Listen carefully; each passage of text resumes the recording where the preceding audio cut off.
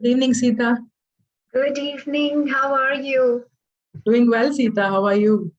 God's grace. I'm well, Dr. Rajni. Lovely to see you. Same here, Sita. Sita, we have 2 minutes, and I would like to know something about you. I know that you're a motivational speaker, and you're very actively engaged in public life to inspire people. But a little more on your personal side, what you've been doing will be a great catch up. Sure, sure. In fact, what would you like me to tell you? Let me ask you that. Sure. So, as a motivational speaker, where are you from, Sita? I'm from Kerala. I'm from the southern part of India, but I'm based in Dubai. Oh, okay. You're right now speaking from Dubai? Yes, I'm speaking from Dubai. Okay, that's nice, Sita. So, Sita, just that, where you studied and in Kerala you studied? No, I grew up here in Dubai. I've been Oh, here. you are born and brought up in Dubai, kind of. I came here when I was 3.5. Okay, okay. That's nice. So, when did your motivational journey start? I think it started probably around 2000 and maybe 2008 or so. It Mm-hmm. started. And it actually evolved into the journey that I'm on. It was literally a process because I started my work initially as a part-time volunteer in a special needs school. Okay. And then onwards, I decided to get onto the track of understanding a little more about human behavior. And I developed a passion for it. And I started asking myself exactly what is it that motivates us to move forward. Mm-hmm. And then I thought, let me share whatever I have learned in my journey so far with others. Okay. So, Sita, you are a student of psychology, or no? You studied neurolinguistic. Now, You I'm studied actually, English. English. yes, I'm currently doing my PhD in English. English, okay. And you have a background in counseling and psychology. Yes, You're a lifestyle consultant. yes, So a lot of things. And you are also into the Toastmasters International, United States, for 17 yes, years. yes, And yes. you're a distinguished Toastmaster. So can you take us to the journey of Toastmaster and how that is feeding into your motivational speaker profile? Oh, definitely, definitely. In fact, I joined Toastmasters in 2004. Mm-hmm. And I loved to be on that platform of learning, I would say, and the kind of support that you get from all the colleagues who are part of Toastmasters as well.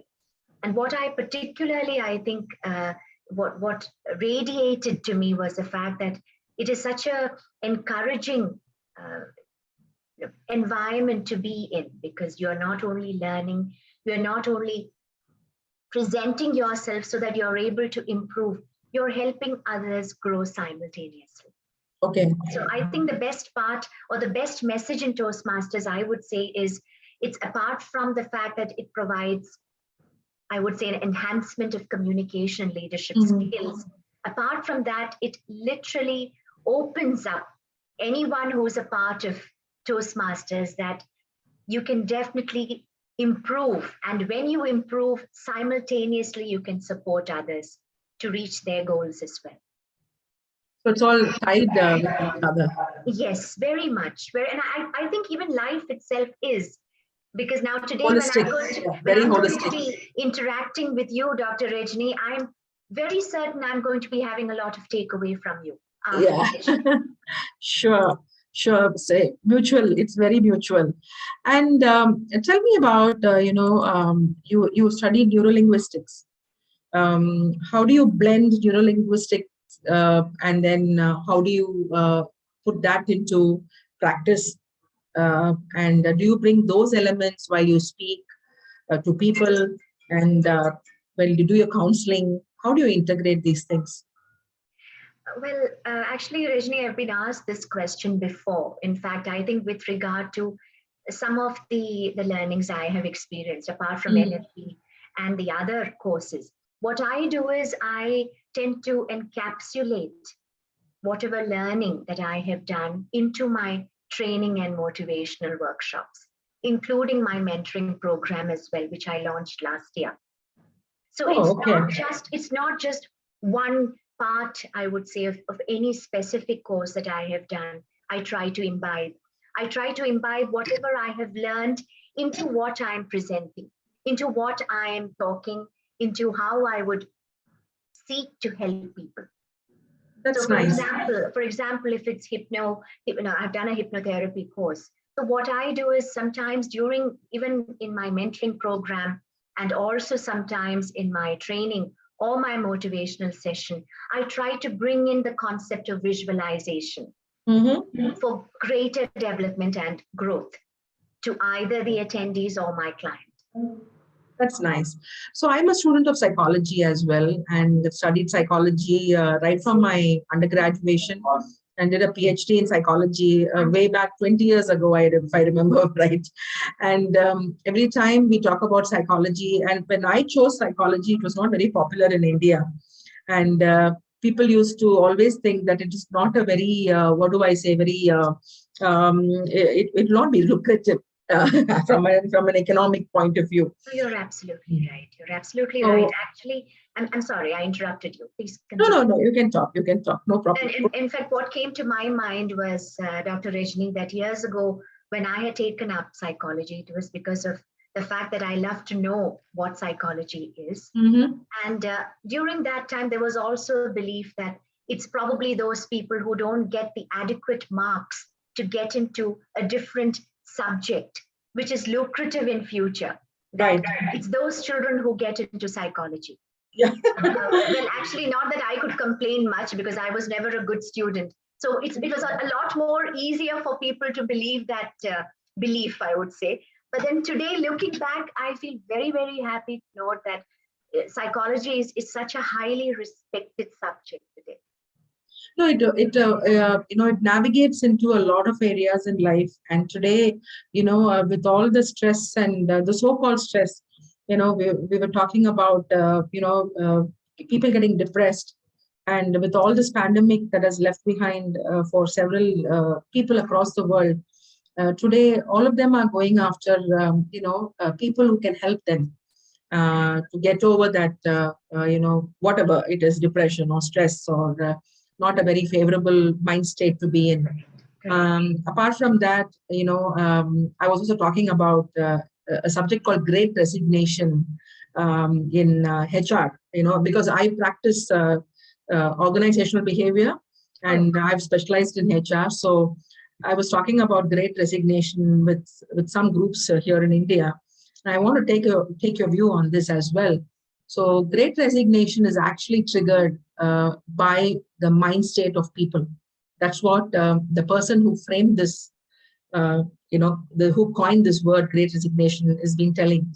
He says, people don't want to belong to this place anymore with organizations for several reasons. Because they want more flexibility, they are able to get more flexibility on the internet, more freedom, more, empowerment, blah, blah. And they want to operate in their own free space, which they were able to identify during the pandemic days. So, Sita, the thing is, in your viewpoint, for you, what does this Great Resignation mean? Because they say that in the United States, when they did a research, more than 70% of the employees want to leave their organizations, or they've already left their organizations, and they've started pursuing their own things, something that can give them happiness. They're not now going after economic gains. So in your perspective, what do you think people can do? Because organizations are also suffering with Great Resignation. People like me who are heading HR, they are not able to deal with attrition anymore. So we are going all over getting talent and all that. So in your perspective, of meeting people, what is the mood in Dubai, or what's the mood in Middle East as far as this Great Resignation is concerned? And are people coming to you for help? So what is it? Because oil and gas took a major hit during COVID. So what is the mindset over there, Sita? Well, I think I would like to answer the question, I think, in two parts. Okay. Sure. The first part, I think what I would like to address is, of course, in terms of how this concept is affecting Dubai.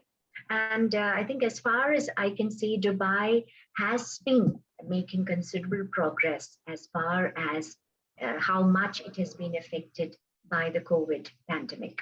So we are definitely moving forward. And as you know, we are having the Expo 2020 happening in Dubai. Yes. So I think that has by itself created a tremendous kind of energy and a kind of anticipation for a better future for the people who are residing here, whether it comes to citizens or whether it comes to residents. So I think that has created a huge impact. But with regard to the concept that you have just now conveyed, I don't think it has come to a situation where it is so evident that no, you find more people wanting to start out on their own. There are definitely people here who are starting to leave what they have been doing and starting something new. But I think we have a very, very healthy, I would say, and not so alarming from the perspective of organizations, of course, but a not so alarming kind of a impact of that here. Okay. So it is still a good balance, I would say. And that's the first part, which I would like to address from your question. The second part, I think, is very positive. Very positive. I think that the second part I would like to highlight here, which I'm sure you'll agree, is when we find people wanting to leave, I think the first question is, what is it? I mean, let's look at it from the brighter perspective. I know from an organization perspective, it's difficult. But if you look at, I think, the kind of professional environment or the platform that I come from, whenever I see people wanting to start up on their own, my first reaction is, wow, what made you do so? Because I would like to believe that it may not have been because they are unhappy in the organization. They might have got themselves a certain courage or confidence to move forward. Right. So I think apart from the confidence factor, I think it's also time for organizations to ask themselves, maybe they need to completely change their strategy when it comes to employment and maintaining the team in the organization. Mm-hmm. Like, what is it that you have been doing that is not working anymore? Number one. Number two, what is it that is not drawing people to be a part of what your vision and mission is? Because I think foremost, people would like to be associated with someone or people rather than the organization name, as we all know. Very true. So I think it is basically a time to question, why is this happening? Is it because people are now gradually coming to terms with the fact that they can handle stress, they can handle risks much better in life because of the pandemic? And of course, yeah, they've started taking account of their own mental strategies as well. Yes, absolutely. Because I think their mental strategies. Very much, because I think the pandemic has brought in so much of uncertainty and stress, at the same time, tremendous self-awareness. Absolutely. One of my teachers was telling, as soon as the pandemic began, she's actually my friend philosopher and a great guide. So, she was Dr. Lata, who's a head of, she used to be the head of Yoga Mandiram in Chennai. Mm-hmm. So she was telling, she put a very big statement on the social media saying that, hey, the pandemic is there, but the human community, the human clan is so resilient. We'll get over this. Of course, it was in the beginning of April 2020, and then many things happened after that. But then, right on that day, she, as a psychologist, she said, this is not going to, the human will get over it. And like whatever you just said, so that is so interesting to hear. And I like the optimistic approach that you carry, which is so useful for today's situation. So what I mean, the other thing I wanted to ask you was, when it comes to the pandemic and when it comes to the post-pandemic, and what kind of coping mechanisms have you seen amongst people, especially in your part of the town? What kind of copings that they do? I think when it comes to coping mechanisms, I think it's a mixture, I would say, because for some it has been, I would say, relatively not so hard as the others. Right. For example, when it comes to a family where the breadwinner or the breadwinners have lost their job, Absolutely. it puts in tremendous pressure on each and every member of the family, because when there is stress which is experienced by parents, even unconsciously, many a time it tends to get transferred to the children, as we know. Yeah. Yeah. So I think when it comes to coping mechanisms, I would like to actually appreciate the charitable organizations who have really worked their way through this pandemic by heading forth a lot of charitable activities so as to help these people better, Sure. including counseling as well. Sure. Thank So, you. Before I go into, if you have time, I want to confer on behalf of the Women Economic Forum. We are very happy to confer the award, Exceptional Leader of Excellence, on you, Sita. Congratulations, and this award will reach you. And thank you for all the good work you've been doing for the human community. And keep up your great attitude. I think that's going to be a major healer for the society. And to have people like you is a true blessing. And it's a great honor to meet you, Sita. And it was fantastic connecting with you. and it was a pleasure meeting you as well. And I would have loved to know more about what you do, but Yes. unfortunately, the session was not permitting me to ask you questions. I head HR for a steel detailing company. All right. I'm a vice president for Human Resources. Nice. I work for a steel detailing company. We build huge structures in the United States. So we do the back end modeling for these All right. structures.